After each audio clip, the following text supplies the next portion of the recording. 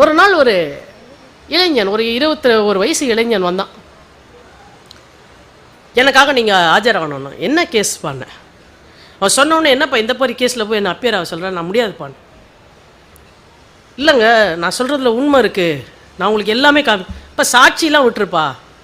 Madam, நான் சாட்சிக்காக சொல்ல, சத்தியத்துக்கு சொல்கிறேன், நான் இல்லை குற்றவாளி. எனக்கு நீங்கள் ஆஜராகிறதுனால எந்த பாவம் வந்தாலும் எனக்கு வரட்டும், ஆனால் நான் சத்தியமாக சொல்கிறேன், நான் தப்பு பண்ணல. அவன் மீது ஒரு பாலியல் வழக்கு போடப்பட்டது. சார், அதை விட பயங்கரம் என்னன்னாக்க, பாலியல் வன்முறையில் பாதிக்கப்பட்டவள் ஒரு 14 வயது பெண். 14 வயது பெண் பாதிக்கப்பட்டிருக்கிறாள். எனக்கு 21 வயது. இந்த வழக்கில் நீங்கள் என்ன ஆஜராக சொல்கிறியப்பா, என்னப்பா இதெல்லாம் விளையாட்டாக இருக்குது அப்படின்னு. அவன் ஆனால் உட்காந்து கதையாக ஒரு கதையாக சொல்கிறான். என்ன நடந்திருக்குன்னு எல்லாம் சொல்லும்பொழுது அவன் சொல்லுவது முற்றும் உண்மையாக இருக்கிறது. ஒரு நிரபராதி கூட தண்டிக்கப்படக்கூடாதுங்க. அதுக்காகத்தான் நான் உங்ககிட்ட வந்திருக்கேன். இந்த வழக்காக யாரும் நடத்திடக்கூடாது. நான் உண்மையிலேயே நிரபராதி என்பதை நம்புபவர்கள் மட்டும்தான் நடத்த வேண்டும் என்பதற்காக உங்களிடம் வந்திருக்கிறேன். சரி, என் மனசு கிளியராக இருந்தது. நான் அந்த கேஸ் எடுத்து நடத்தினேன் சார். மகளிர் நீதிமன்றத்தில் அந்த வழக்கு நடக்கிறது.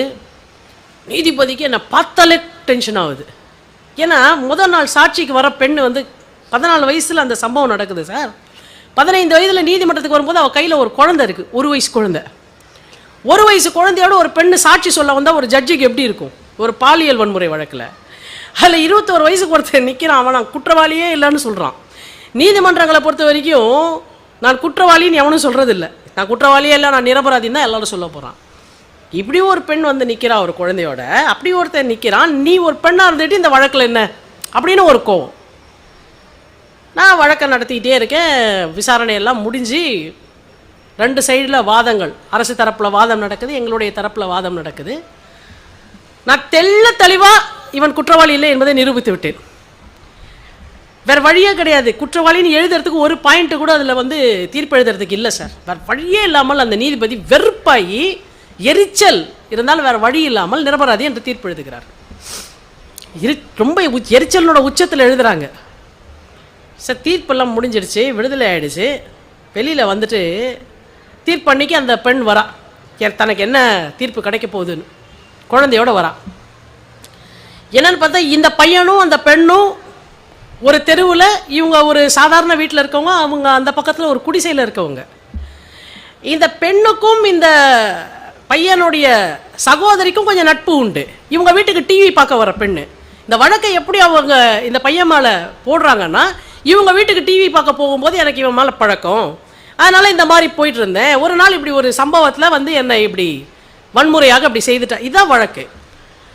ஆனால் அவள் சொன்னது முற்றும் பொய்யானதுன்றதுக்கான எல்லா விஷயங்களையும் நான் நீதிமன்றத்தில் வைத்தேன் சார். தீர்ப்பு முடிஞ்சிருச்சு. அந்த பொண்ணு வந்துட்டா, உனக்கு விடுதலைப்பா அப்படின்றாங்க.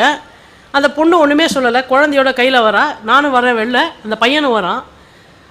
மேடம், ஒரே ஒரு நிமிஷம் இருங்கன்னு சொல்லிட்டு அந்த பிள்ளைய கூப்பிட்டான் சார். ஒரு நிமிஷம் இங்கே வா அப்படின்னா. என்ன, எனக்கு இந்த வழக்கில் இருந்து தான் விடுதலை வேணும்னு நான் நினச்சேன். ஏன்னா உனக்கே தெரியும் நான் செய்யலை தானே, என்கிட்ட ஒரே ஒரு தடவை சொல்லுண்ணா. அந்த பொண்ணு அப்படியே பார்த்துச்சு சார் அவனை. நான் கேட்டேன், அம்மா நிஜமாவே அவன் செய்யலையாம்மா, நீ ஒரு வார்த்தை சொல்லு, கேஸ் முடிஞ்சு போச்சு, இப்போ சொல்கிறதுல உனக்கு ஒரு பிரச்சனையும் இல்லை, ஒரே ஒரு தடவை நீ உண்மை பேசு அப்படின்னா அந்த பெண்கிட்ட. இல்லை நீ செய்யலை அப்படின்னு அந்த பொண்ணு கீழே தலையை குனிஞ்சிட்டு சொல்லிச்சு. இது போதும் எனக்கு, எனக்கு தீர்ப்பு முக்கியம் இல்லை, நீ சொன்ன பற்றியா நான் செய்யலைன்றது, அதுதான் எனக்கு முக்கியம்.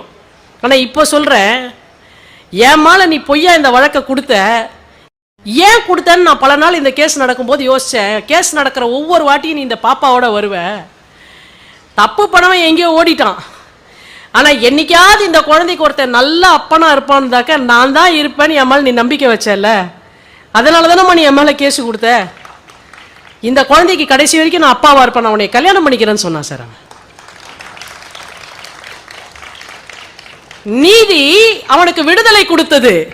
ஆனால் அறம் என்னை நம்பக்கூடிய ஒரு பெண்ணுக்கு வாழ்க்கையை கொடுக்க வேண்டும் என்ற நல்ல சிந்தனை அந்த மனிதனுடைய மனதிலே தோற்றுவித்தது.